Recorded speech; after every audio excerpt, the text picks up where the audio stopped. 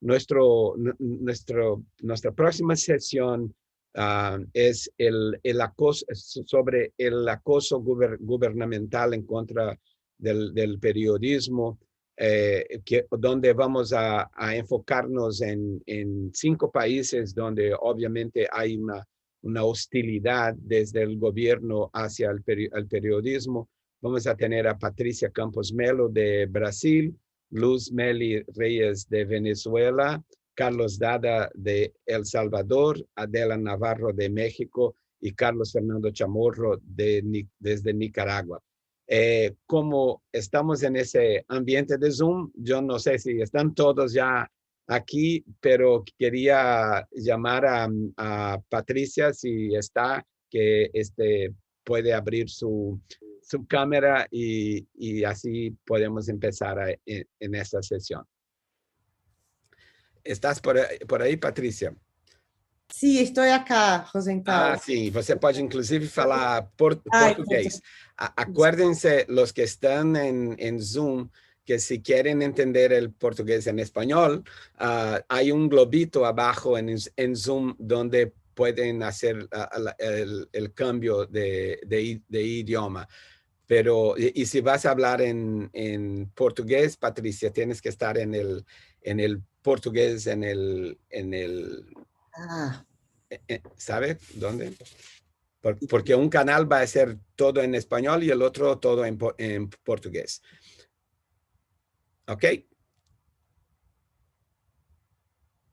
Entonces, adelante. Si tú puedes llamar a los otros participantes, yo voy a ir para la oscuridad ahora. Tá ótimo. Muito obrigada, Rosenthal. Muito obrigada. Gracias, Rosenthal. Muchas gracias. Es un honor estar aquí participando del Coloquio Iberoamericano de Periodismo Digital. Y como solo Rosenthal logra hacer, ha reunido para esta mesa un Dream Team de periodistas fantásticos de América Latina que están haciendo un trabajo de resistencia muy importante.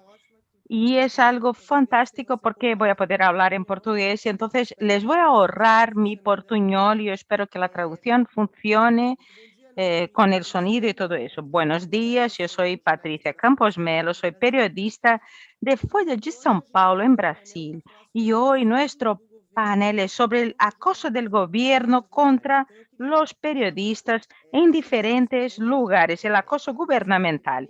Y hoy vamos a tener a Luz Meli Reyes, que es la cofundadora y directora de Efecto Cocuyo en Venezuela, Carlos Dada, cofundador y director del Faro en El Salvador, y también a Carlos Fernando Chamorro, fundador y director del periódico Confidencial en Nicaragua, además de Adela Navarro, la directora general del semanario Z en México.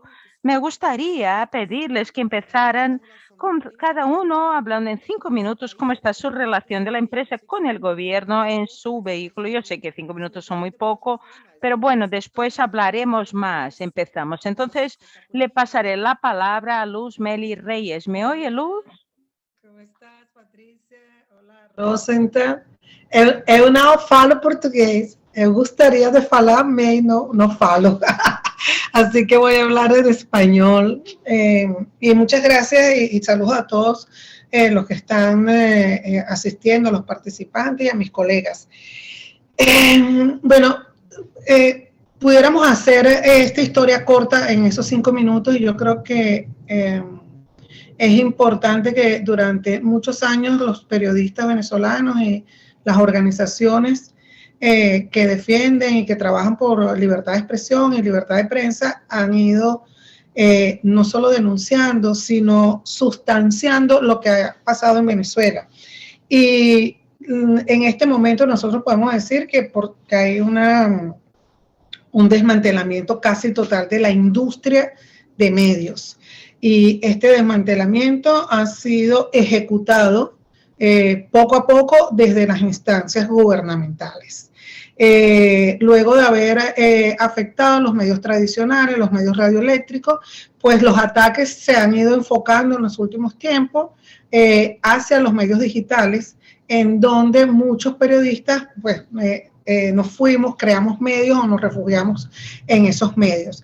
Y hay unas características aquí de estos ataques. Por ejemplo, desde el 2019, los bloqueos a los medios digitales han sido una constante. Siempre lo niegan.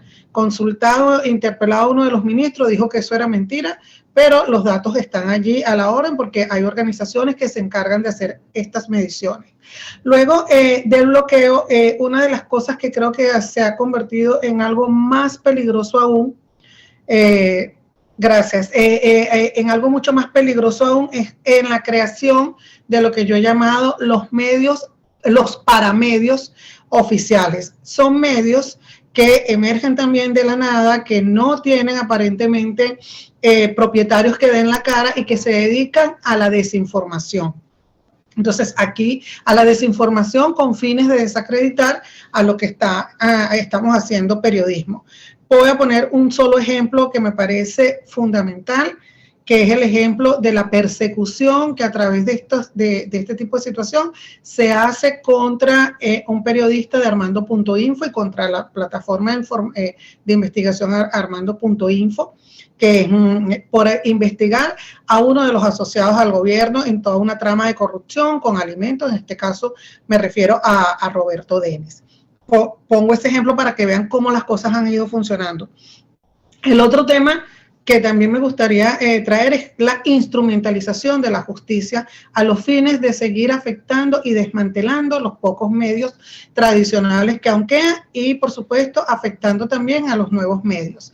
El ejemplo que traigo rápidamente también, pues, es la indexación de una multa que se le colocó al Diario del Nacional hace no sé cuántos años, pero que al valor actual son 13 millones de dólares, pero que además se hizo con la intención expresa de que el Nacional no pudiese volver a tener una edición en papel. Por distintas razones había tenido que pasar solamente a digital.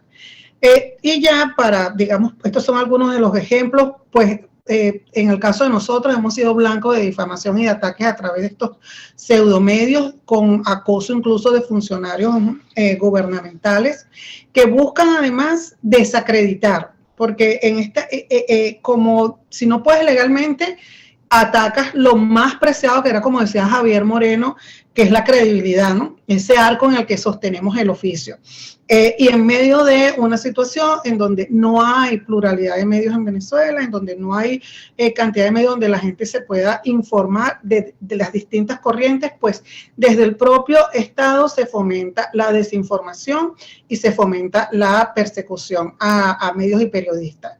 Muy contextualmente, pues eso lo vimos con todo el tema de COVID, como hubo desinformación transmitida a través de los medios oficiales, desde las vocerías oficiales y la persecución a periodistas, médicos y cualquier otra persona que se atreviera a hacer incluso preguntas sobre lo que estaba sucediendo con el COVID. Actualmente hay una gran desinformación alrededor del manejo de la pandemia y siempre recuerdo que ni siquiera hay acceso a datos realmente públicos con toda la posibilidad de subregistro que hay de lo que está ocurriendo, sino que simplemente se dan informes vía Twitter a una determinada hora de la noche para que todos los periodistas tengamos que salir a buscar realmente cuál es la información. En la próxima, seguramente en las próximas intervenciones me voy a enfocar entonces en las consecuencias que este tipo de conducta y de ataque está generando y que lo hemos también venido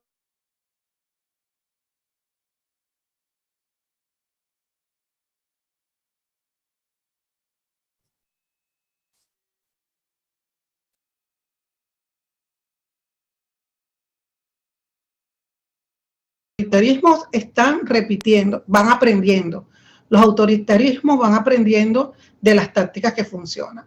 Entonces, bueno, creo que esa es mi parte de introducción y espero por mis otros colegas para seguir el diálogo. Muchas gracias, Luz. Agora, Carlos Dada, se você puder fazer sua apresentação, 5 minutos. Y ahora, Carlos Dada, le toca a usted hacer su presentación. Você está no mudo ainda. Usted está en el silencioso aún. No le oímos. Ahora sí.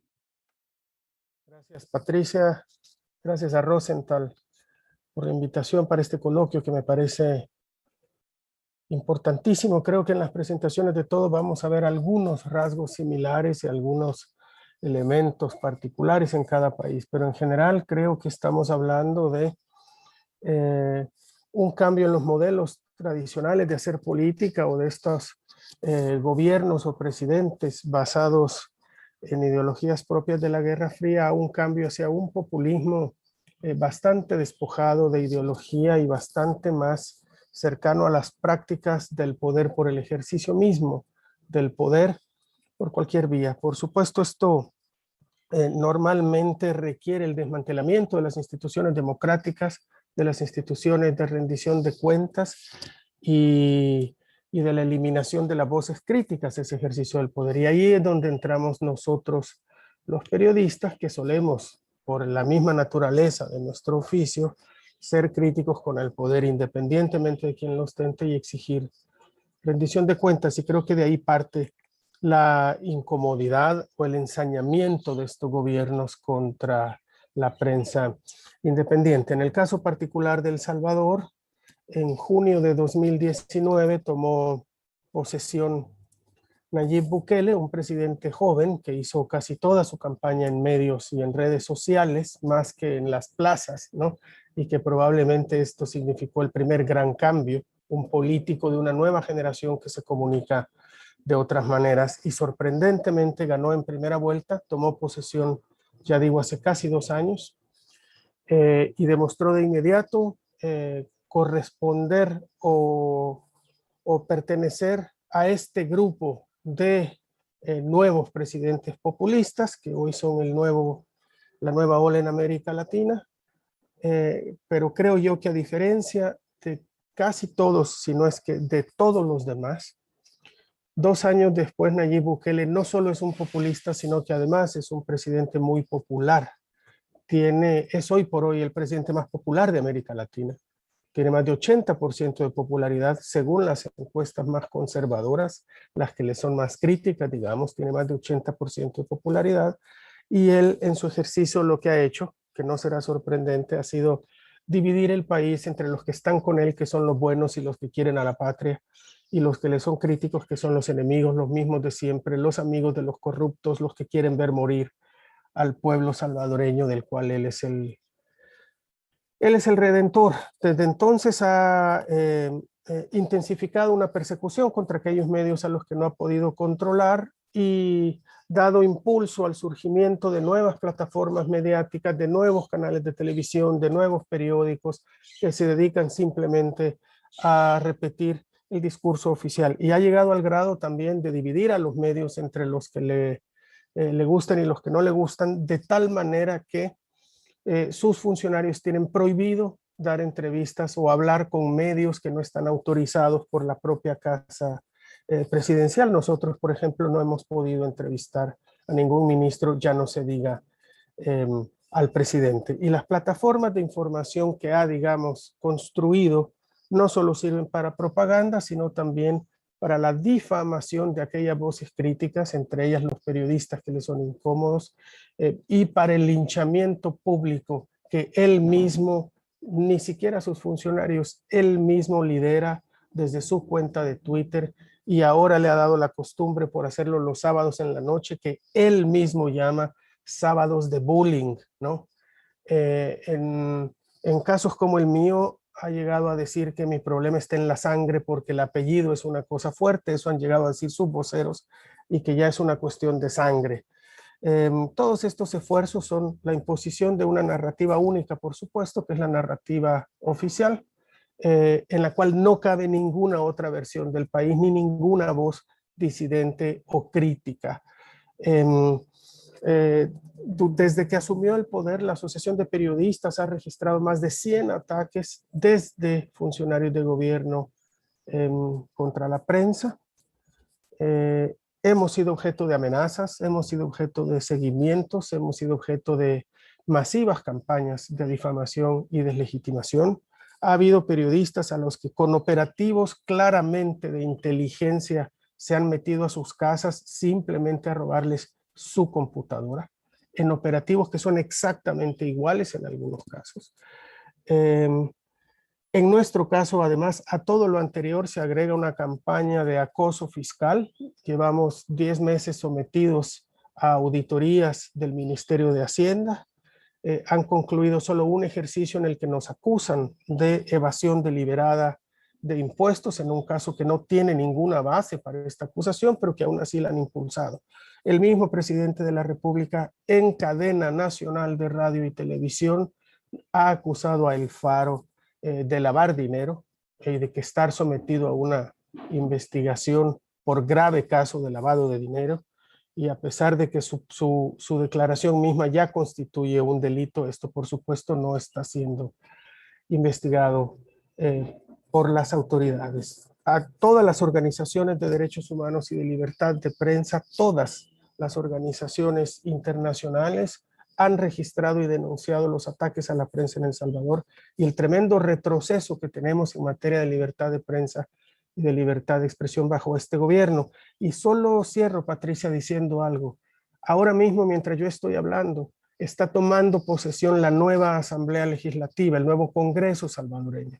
En la última elección, el presidente ganó mayoría, o su partido ganó mayoría absoluta en la Asamblea. Esa mayoría absoluta toma posesión este día. Por tanto, el Ejecutivo tendrá ahora todo el control también del Poder Legislativo y con ello, por ende, del nombramiento de funcionarios y de creación de leyes a su antojo sin ninguna oposición visible, porque la otra característica es que hoy mismo en El Salvador no hay ninguna oposición política creíble ni con la suficiente fuerza para hacer frente al ejercicio de Nayib Bukele. Me quedo aquí porque creo que ya me pasé como 30 segundos y dejo el micrófono a ti, Patricia. Muito obrigada, Carlos. Muchas gracias, Carlos. Y siento muchísimo que todo esto esté pasando en los medios. Y ahora Carlos Chamorro nos va a contar sobre Nicaragua. Saludos a todos los colegas y al maestro Rosenthal que facilita este gran encuentro. La crisis que se vive hoy en Nicaragua de falta de libertad de prensa, libertad de expresión, estado policial, es el resultado de la acumulación de 14 años progresivos de un gobierno autoritario. Pasamos de un régimen autoritario a una dictadura institucional, a una dictadura sangrienta, cuando el gobierno de Daniel Ortega fue desafiado por protestas masivas en abril de 2018. Y también pasamos de el acoso y la intimidación a la prensa, el linchamiento a periodistas en medios oficiales, el cierre del acceso a la información pública, del espionaje, de la creación del propio emporio de medios de la familia presidencial, a una situación en la que la prensa no solamente se fue percibida por el régimen como la oposición, sino como el enemigo, y el enemigo se le aplasta. Es decir, hubo una declaratoria de guerra contra los ciudadanos en 2018 y también contra la prensa, y entramos en otra etapa del cierre de los espacios democráticos, con el asesinato del periodista Ángel Gaona, con la imposición de la censura de televisión, con las agresiones físicas contra reporteros y contra redacciones, la imposición del bloqueo aduanero, hasta llegar a finales del 2018 en el momento más grave de esta escalada de represión, que es la criminalización del ejercicio del periodismo, cuando se da el asalto a las redacciones de Confidencial y 100% Noticias, y los colegas Miguel Mora y Lucía Pinedo Ubao son capturados y enjuiciados criminalmente bajo la acusación de terrorismo, incitación al odio.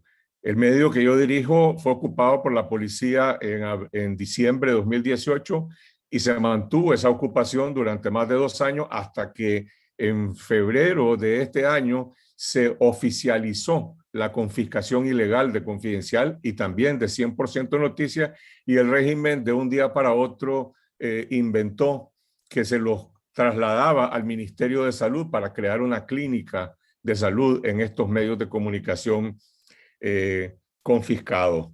Esta situación provocó, por una parte, la resistencia de la prensa y por otra parte, el exilio de muchos periodistas, incluida mi persona. Yo tuve que estar 11 meses exiliado en Costa Rica, regresé a hacer periodismo en Nicaragua sin ninguna garantía. Hay muchos otros colegas que se mantienen en el exilio. La situación de hoy es simplemente la proyección de este estado policial en el que no solamente las redacciones están ocupadas ya por la policía de manera definitiva, sino que hay allanamientos a casas de reporteros, agresiones de parte de policía y paramilitares, que son las más graves, o reporteros que van a cubrir un evento y pueden ser agredidos y cateados por la policía, que incluso les roba sus libretas de notas. Estoy hablando de una combinación de agresiones físicas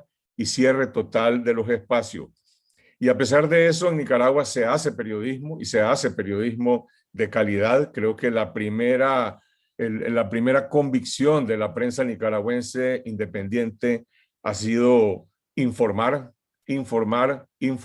a pesar de los cierres, a pesar de la censura, a pesar de las agresiones, y además informar con calidad, hacer investigación sobre las violaciones a los derechos humanos, sobre la corrupción, sobre la negligencia en el manejo de la pandemia. Solo comparto un dato.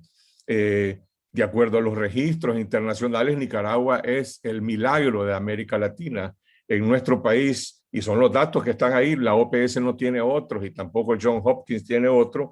En Nicaragua hay solo 6.800 contagios y 182 fallecidos. No hay ningún país en América Latina con ese desempeño. La realidad, lo que nosotros hemos investigado, habla de una sobremortalidad de más de 9.000 personas en medio de toda esta crisis.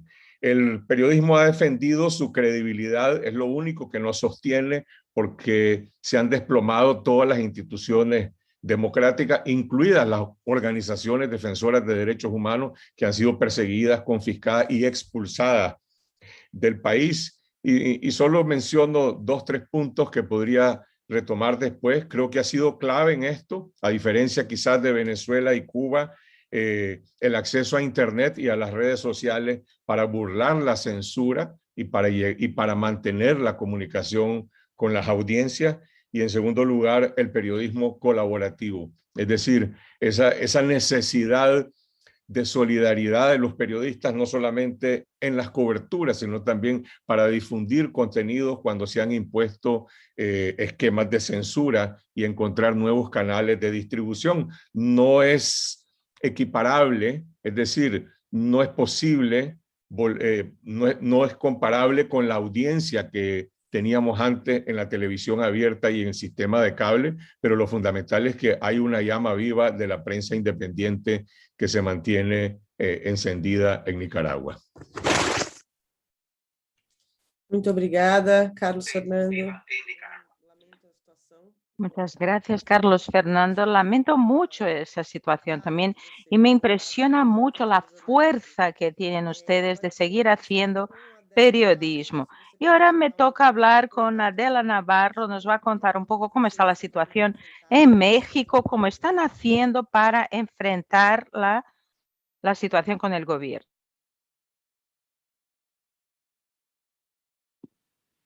Sí, desafortunadamente en México los periodistas vivimos unos tiempos difíciles de mucha polarización, de mucha división y todo originado desde la propia presidencia de la República, donde el presidente Andrés Manuel López Obrador, una persona que sí sorprende porque durante 12 años fue víctima de la intolerancia, fue señalado, fue acusado, a veces injustamente, a veces con falsedades, y cuando llega al gobierno uno esperaría que él cambiara este entorno para beneficio de toda la sociedad, y no es así. Ha convertido el Palacio Nacional en el principal púlpito para el señalamiento de sus adversarios, entre quienes ahora consideran la prensa mexicana, particularmente a la prensa que está haciendo investigación periodística, que está señalando las arbitrariedades, la corrupción, los abusos que desde el gobierno de México se está realizando. El presidente incluso ha dado a conocer en estas sus conferencias diarias una lista de los periodistas que le son afines o los que él considera que son condescendientes o consecuentes con su administración, y aquellos periodistas que no le son afines, a los que considera parte del grupo de adversarios políticos y que llama miembros de la prensa conservadora. Este ambiente propiciado desde la misma presidencia, pues también llega a través de las redes sociales a la sociedad, lo cual pone en una posición de vulnerabilidad a los periodistas y a los medios de comunicación. Esto no lo estamos padeciendo en medio de un ambiente que ya veníamos viviendo de años atrás, desde hace muchos años atrás, que pone en riesgo la vida de los periodistas en México. Es decir, no se ha acabado las amenazas del narcotráfico y del crimen organizado, y no se ha acabado el hostigamiento de parte de gobiernos locales, municipales o estatales a los periodistas en este país, sino que ahora le sumamos este clima de animadversión propiciado desde la Presidencia de la República. En México los periodistas nos enfrentamos a dos tipos de ataques. El de parte de los gobiernos es, como mis compañeros lo han mencionado, es la difamación, es atentar contra la credibilidad del medio para sacarlo de circulación, para que la sociedad deje de confiar en él, es negar el acceso a la información. En el semanario Z tampoco hemos podido realizar entrevistas a los principales integrantes del gabinete del gobernador de Baja California, que pertenece al mismo partido que el presidente de la República. En el ámbito nacional, mucha de la información, incluida la generada ahora por la pandemia, de las acciones que el gobierno está tomando para combatir la propagación de la COVID-19, está o fue clasificada para no darse a conocer en los próximos 5 años. Entonces hay mucha opacidad en el ejercicio del gobierno en México, sea en el ámbito local, en el ámbito nacional. Hay intimidación hacia los periodistas, hacia los medios de comunicación, hacia las fuentes de información, a través de investigaciones por parte de instancias de fiscalización, tanto actores políticos, oposición, periodistas, que están criticando o que están publicando lo que está sucediendo con el gobierno. Y también se está utilizando, como en el pasado inmediato y como en el pasado en México, la propaganda oficial para premiar o para castigar a medios de comunicación. Es decir, aquel medio que está siendo consecuente con las acciones del gobierno recibe publicidad gubernamental, como en el pasado se quejó el propio presidente de ciertos medios que recibían publicidad. Ahora él lo está haciendo. ¿Qué es lo que cambió en este escenario? Nada más cambiaron los medios que son recipientes de esta propaganda. El medio que no es afín, o que el gobierno de la República considera que no es afín a ellos, pues no tiene publicidad, es un castigo entre ellos. Sobrevivimos porque la sociedad mexicana tiene una avidez por el periodismo de investigación, porque tiene una madurez cívica que le lleva a querer saber más. Sobrevivimos porque en los últimos años ha habido este periodismo colaborativo muy importante de hacer periodismo de investigación sobre lo que está sucediendo con el gobierno, sobre las acciones, las políticas públicas, la inversión gubernamental, y es algo que la sociedad está ávida de conocer. Más adelante tendremos la oportunidad, para no pasarme más, que el otro contexto es el de las amenazas y la impunidad del narcotráfico y el crimen organizado, propiciado por una incapacidad del gobierno de la República y de la Fiscalía General de la República para combatirlos. Muito obrigada, Adela. Muito obrigada. Muchas gracias, Adela. Voy a contarles un poco sobre la situación en Brasil, pero es interesante observar, como Carlos Dada había dicho, que hay muchos puntos en común. Luz, Meli, hablando de los vehículos que supuestamente serían periodísticos, pero que, bueno, que se usan para atacar a los opositores. Carlos Dada mencionó ese fenómeno de estos líderes populistas que se apoyan sobre las redes sociales y que hacen personalmente ataques a periodistas específicos. Eso es algo que ocurre mucho en Brasil. Carlos Chamorro habló de algo en Nicaragua, que es algo que viene desde antes, que no es nada nuevo. Mis amigos y compañeros de Venezuela y de Nicaragua dicen que lo que ocurre en Brasil hoy es lo que vieron en Nicaragua, en Venezuela hace 3, 4 años. Entonces, creo que ellos ya están en ese punto de adoptar medidas más duras contra periódicos. Y en el caso de Adela, lo que es interesante es que, bueno, no tiene nada que ver con izquierda o derecha, eso es interesante observar. Hay un presidente que se creía que era perseguido y cuando asume su cargo sigue repitiendo todos los errores, incluso la asignación de publicidad del gobierno. En Brasil hay muchas cosas ocurriendo hoy y eso también es una sorpresa porque uno no identificaría en Brasil una tendencia a la erosión de la democracia, pero hemos caído por primera vez en el ranqueo de libertad de empresa desde hace 20 años. Entonces, aquí hay dos cosas ocurriendo en paralelo. Hay una falta de la cuestión tradicional. El gobierno intenta utilizar la ley de seguridad nacional para ir contra periodistas y opositores o también pone a los anuncios en vehículos considerados críticos al gobierno. Entonces,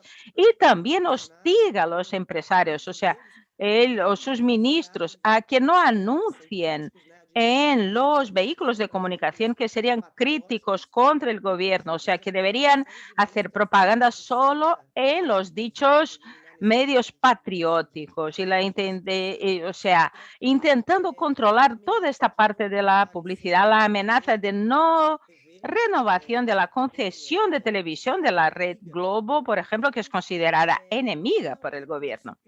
Y además de todo esto, uno también tiene que enfrentarse a las nuevas armas, el hostigamiento virtual, la lista de periodistas odiados, estas campañas de difamación contra las mujeres, donde sobresale el aspecto misógino, que las mujeres ofrecen sexo para obtener reportajes, y todo eso viene directamente del presidente. El presidente le dijo a un reportero que le gustaría pegarle un puñetazo. Eso es nuestra vida diaria aquí en Brasil. Creo que es muy triste pensar en todo esto y en las cosas en común que tenemos. Como este manual es algo que van compartiendo y uno se inspira en los demás. Cuando Carlos Dada estaba hablando del acoso fiscal, María Reyes en las Filipinas también pasó por ello. Hay vehículos críticos que sufren esa clase de hostigamiento también. Luz Meli mencionó los pseudo periódicos o los pseudos blogs que se usan como armas contra periodistas críticos. Aquí en Brasil hay muchos y que sí, que son sostenidos por publicidad del gobierno. Entonces, hay muchos puntos en común. Hay muchas preguntas para ustedes que vienen de la audiencia. Vamos a empezar. Una pregunta específica que es para Luz Meli, de Carlos Rodríguez. Y quiere saber, no sé si ustedes están oyendo la traducción. ¿Bien? ¿La están oyendo? Para Luz Meli. ¿Qué instituciones denunciaron el bloqueo de medios? Gracias. Está filtro.be y está Espacio Público, IPIS, y además está Medianálisis. O sea, son organizaciones que además están llevando, IPIS sobre todo, lleva muy bien documentado cómo son los temas de bloqueo.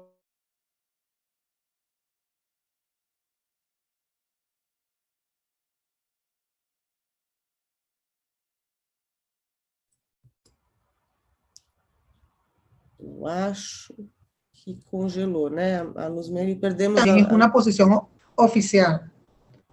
Perdemos um pouco. Se puder repetir um pedaço, Luz Meli, porque teve um corte. Perdimos un poco de su presentación.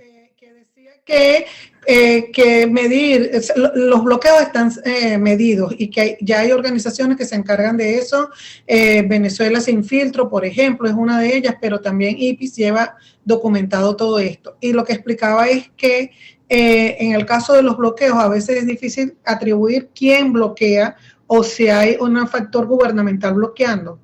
Pero en el caso de Venezuela, los bloqueos se ven claramente en el proveedor oficial de Internet, que es del Estado. Entonces ahí puedes hacer la vinculación.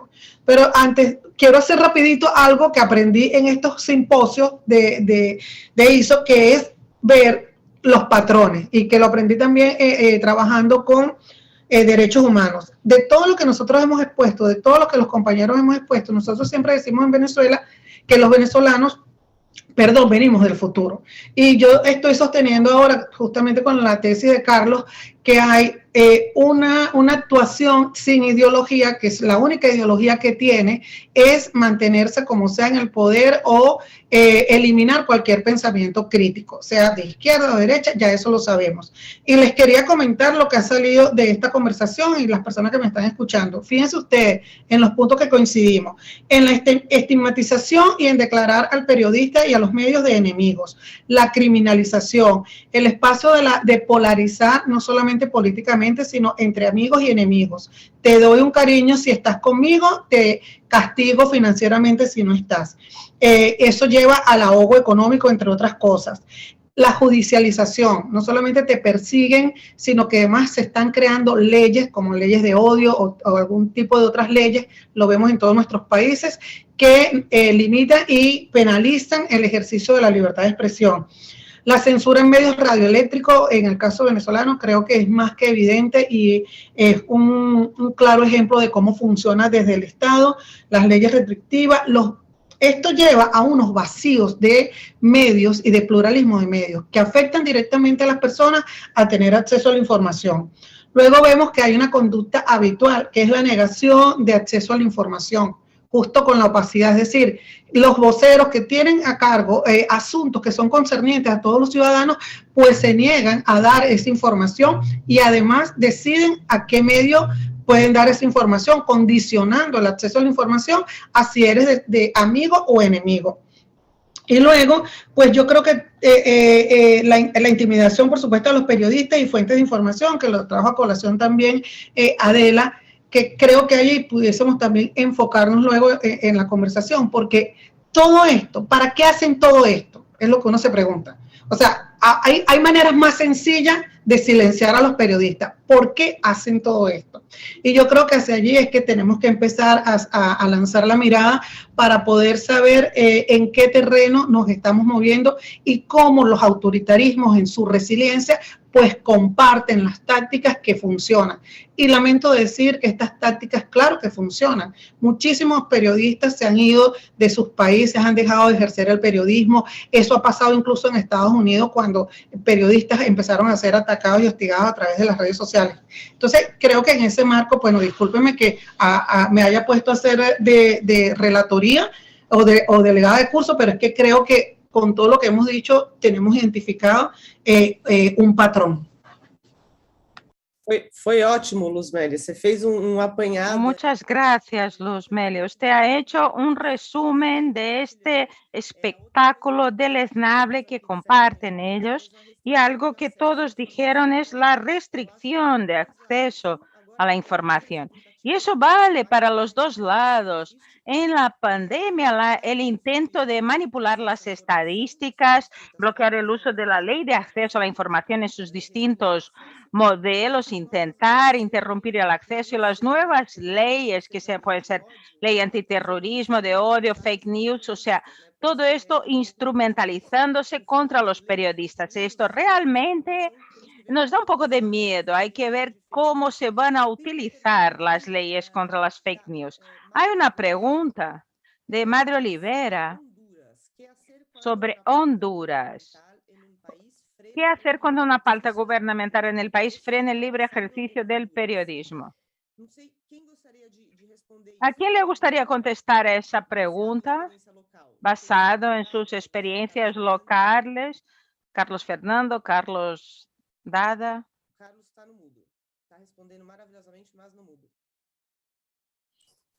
Yo sobre eso tengo muy poco que decir. No es primera vez, y esto sí no es un fenómeno característico de estos tiempos, que la pauta publicitaria sea utilizada como medida de presión. En todos nuestros países, cuando vivíamos en otras épocas de medios tradicionales, no solo la pauta publicitaria, sino también en casos como el de México particularmente, la distribución del papel que estaba exclusivamente en manos del gobierno, han sido utilizados durante todo el siglo XX como medidas de presión para los medios. Honduras es otro caso donde a los comunicadores y a los periodistas los están matando.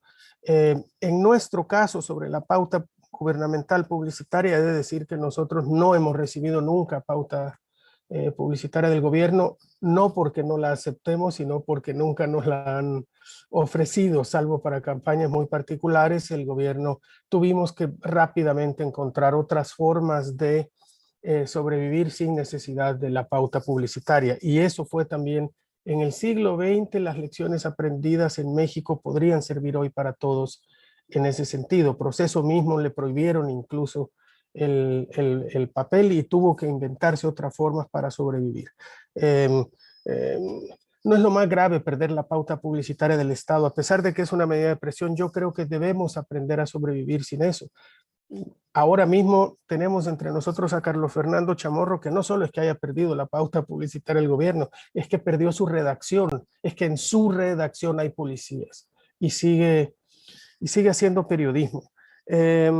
Y yo entiendo que la situación en Honduras es difícil porque en Honduras casi todos los medios de comunicación se acostumbraron durante demasiado tiempo a depender del gobierno, y no solo los medios, sino muchos periodistas. Hoy hay un cambio generacional y personas tratando de hacer mejores cosas en Honduras sin depender de la pauta gubernamental, y yo espero que eso siga creciendo con apoyo, por supuesto, porque eso se compensa solo con apoyo externo. Yo quiero agregar solo una cosita más, Patricia, abonando a lo que el resumen que ya hacían Luzmeli y tú. Cuando ya hablamos del cierre de información a los medios de comunicación, es decir, durante la primera ronda hablamos mucho de los ataques y las violaciones a nuestros derechos como periodistas. Pero hay un derecho de fondo que es un derecho ciudadano, ¿no? Que es el derecho a estar informados, ¿no?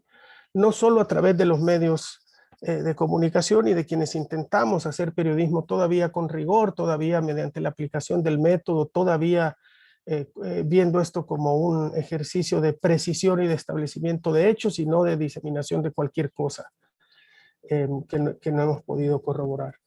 Es un derecho de los ciudadanos, no nuestro, el estar informados. Cuando se cierran los accesos a la información pública, lo que se está haciendo es atentar contra ese derecho ciudadano.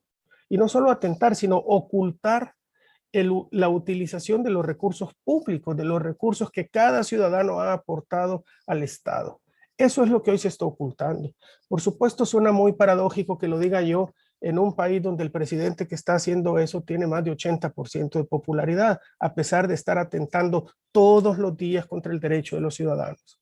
En El Salvador, y será muy parecido en sus países, se ha desmantelado en muy poco tiempo el Instituto de Acceso a la Información Pública, que fue un triunfo ciudadano de la ciudadanía organizada que costó muchos años lograr.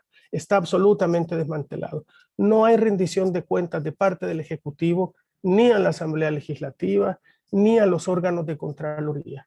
Se han cerrado todos los accesos en Internet a la información sobre compras con dineros públicos y contratos y licitaciones. Y la pandemia, como sucedió también en sus países, aquí también sirvió para dos cosas. Uno, para escandalosos casos de corrupción que hemos ido publicando los medios, porque las instituciones del Estado no han procedido en ese sentido. Somos los medios quienes hemos denunciado la mala utilización de los fondos públicos.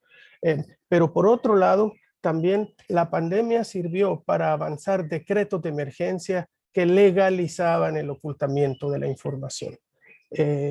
Vamos a ciegas, sin acceso a información pública, dependiendo cada vez más de fuentes que arriesgan su trabajo, que arriesgan su estabilidad, que arriesgan todo para poder cumplir con lo que consideran de manera muy valiente, casi heroica, diría yo, burócratas que consideran que deben cumplir con su obligación cívica de proveer información. Dependemos cada vez más de ellos y eso, con todo lo que dificulta todo lo anterior, nuestro ejercicio periodístico, eso lo complica un poco más porque agrega a nuestras obligaciones cuidar y proteger mucho a esas fuentes de información para que no tengan que pagar altos precios por cumplir con eso.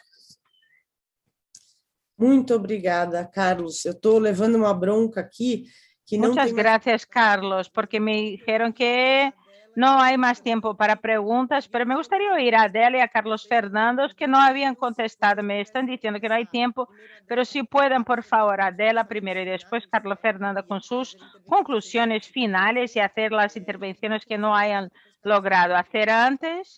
Empezamos por Adela. Muchas gracias.